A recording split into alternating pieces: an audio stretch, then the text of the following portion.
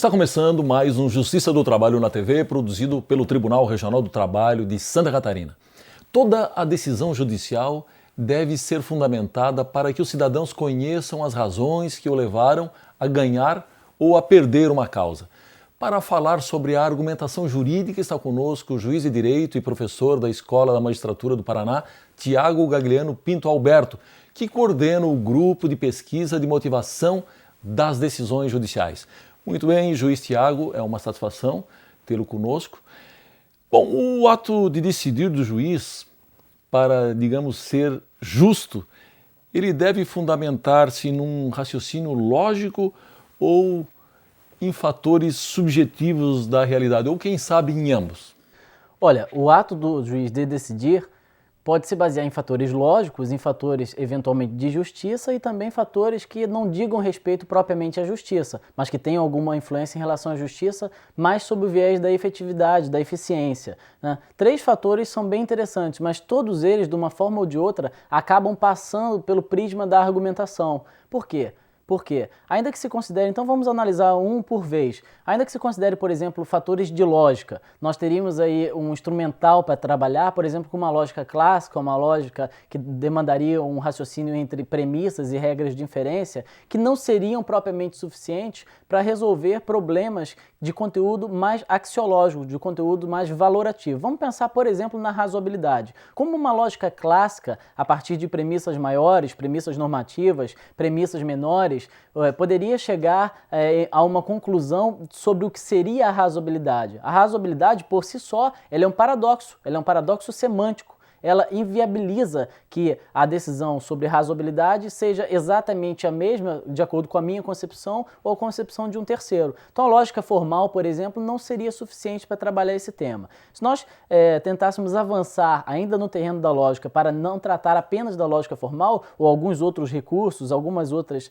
teorizações, algumas outras teorias dentro do âmbito da lógica, por exemplo, vamos citar a lógica paraconsistente, que divide em graus, por exemplo, o que se chama o princípio da explosão, o princípio que trabalha a contradição e que viabiliza, talvez, considerar algo mais de conteúdo axiológico. Mesmo assim, nós não escaparíamos de questões valorativas, de questões axiológicas. Então, bem, a lógica não resolve o problema de decidir, não resolve o problema, por si só, não resolve o problema da decisão. Então vamos avançar para a justiça. Será que a justiça resolveria o problema da decisão judicial? A mira do juiz é a justiça? Bom, mas qual justiça? E justiça para quem? Será que isso, as escolas que dizem respeito às teorias da justiça não dão diferentes respostas sobre o mesmo caso? De repente eu posso observar um caso mais sob a ótica de uma teoria utilitarista, mais sob a ótica de uma teoria libertária, uma teoria positivista exclusiva, uma teoria dentro do âmbito do positivismo, um positivismo inclusivo, ou eventualmente um pós-positivismo. Quer dizer, seriam situações que se alocam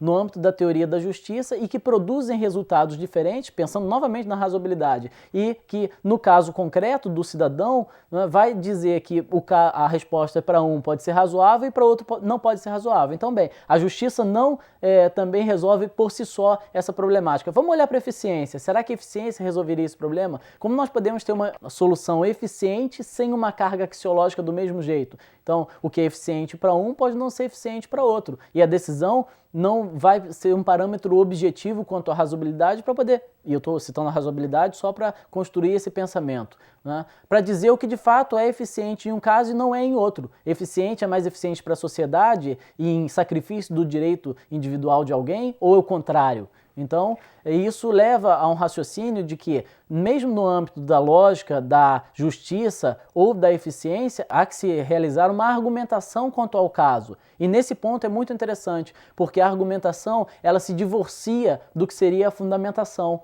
né? A fundamentação, ela diz respeito apenas àquele itinerário que o juiz vai lançar para demonstrar diante do conjunto probatório qual foi a aferição que ele fez do conjunto probatório e do contraste entre a matéria fática e a matéria de direito para chegar a determinada conclusão. A argumentação vai além. A argumentação explica essa metodologia, ela diz para o cidadão como o juiz decidiu.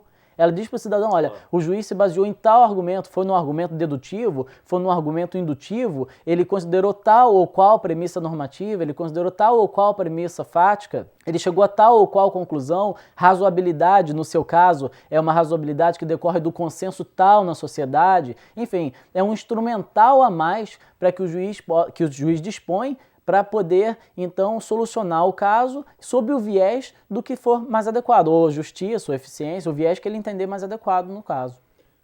Bem, juiz Tiago, muitas vezes nas decisões judiciais, alguém das partes reclama da desproporcionalidade de uma determinada decisão e aí nós acabamos voltando para aquela indagação sobre se o juiz brasileiro, de um modo geral, ele está já instrumentalizado, a própria formação que ele recebe dá a ele essa métrica, né, correta, aquela métrica que vai garantir que uma decisão seja justa. Então eu gostaria de saber em que ponto a lógica clássica ou mesmo a lógica paraconsistente que nós alguns dias atrás abordamos, inclusive com o professor Newton Costa, pode contribuir para que o juiz melhore a sua performance.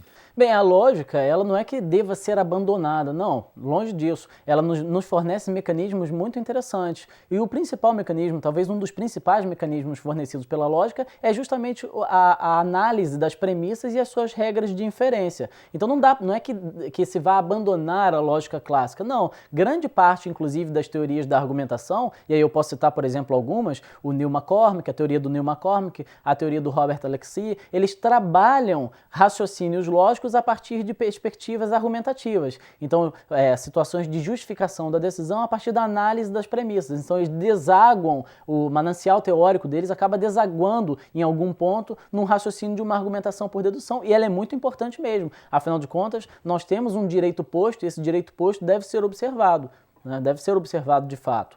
Ainda que o juiz possa trabalhar com a carga valorativa que está por trás do direito posto, ele deve ser observado e objeto de análise do juiz. No fundo, um argumento silogístico, um argumento de a argumentação por dedução, de fato se fará necessária, até por uma questão de coerência, até para uma questão do que se chama imparcialidade argumentativa, até por uma questão do que se chama também coerção da justiça formal. Quer dizer, é necessário que uma decisão se paute numa razão de decidir, no que se chama ratio decidendi, que foi uma razão de decidir utilizada no passado e será a métrica, para utilizar o seu termo, para as decisões do futuro. Eu posso citar até como exemplo um caso julgado pelo STF, dois casos, na verdade, que foi a DPF 187, que tratou daquela questão da impossibilidade de restringir a manifestação do cidadão no que ficou conhecido como Marcha da Maconha, em que o relator, ministro Celso de Mello, deixou bem clara a razão de decidir, consistente na impossibilidade do Estado limitar o conteúdo da liberdade de expressão.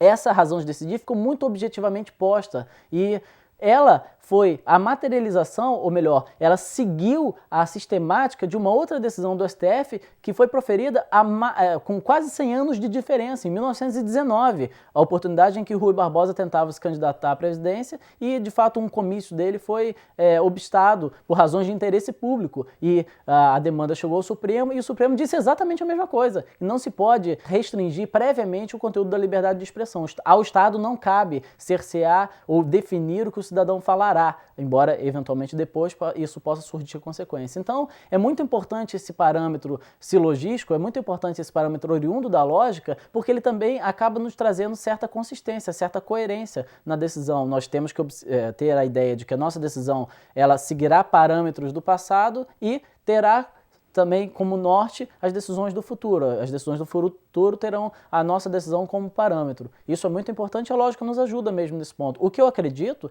é só que a lógica ela não atravessa o ponto do conteúdo axiológico. Há algo mais a ser considerado. E esse algo mais passa pela própria argumentação, pela possibilidade de argumentar o que se compreende como as premissas, o que se compreende como o conteúdo da norma ou as particularidades do caso.